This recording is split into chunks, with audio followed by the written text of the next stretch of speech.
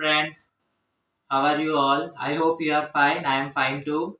Today in this video, I am going to give a differentiation between simile and metaphor. Simile and metaphor are figures of speech and they are used in poetry also, prose also. So generally it is a poetic device. So first of all, let us discuss something about simile. What is a simile? Two things are similar, and in order to show the similarity between them, the poets and the writers use simile. One thing is compared with another with words like and as. So would you like to see some examples from the poetry? There is John Milton who wrote, Milton, thou shouldst be living at this hour. England had need of thee. Do you remember that poem? In that poem, there is one line. Thy soul was like a star and dwelt apart. So, do you see the use of the word like in this line? Thy soul means the soul of Milton was like a star. So, the soul of Milton is compared with the star by using the word like. So, if you find a word like in the line, that becomes the example of simile. Another example we will see of as. William Wordsworth, the great poet of nature, used it in his poem The Daffodils. I wandered lonely as a cloud. The poet says that he wandered lonely as a cloud, like a cloud. So it becomes the example of simile. Now, very famous poem of Robert Burns. My love is like a red rose. His love is like a red rose.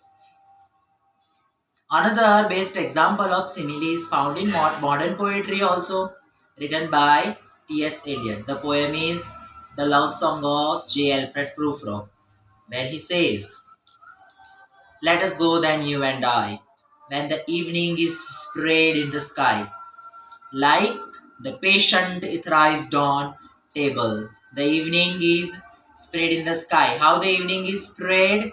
Like the patient who is etherized on table, who is operated to be for surgery. So that patient he is talking about. So that also becomes the example of simile. I hope you understand, my dear friends. And the last example.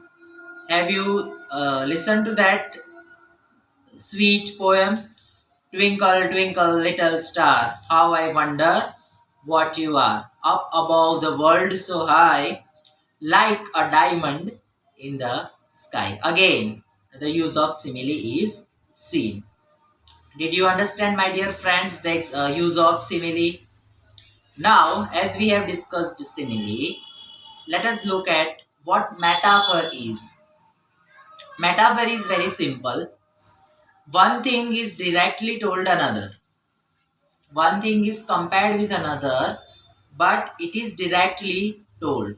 For example, you must have heard Shakespeare's Romeo and Juliet and the very famous balcony scene where Juliet is standing and Romeo comes to behold her and meet her. Romeo says that Juliet is the sun. Now, is Juliet sun? No. Juliet is Juliet, but he says that Juliet is sun. Juliet, which is very human being, is compared with sun, which is non-human. So Juliet is sun. That becomes the example of metaphor. Did you understand?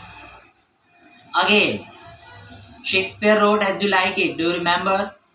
In that, there is a very famous line. All the world is a stage. What? All the world is a stage. And all men merely players.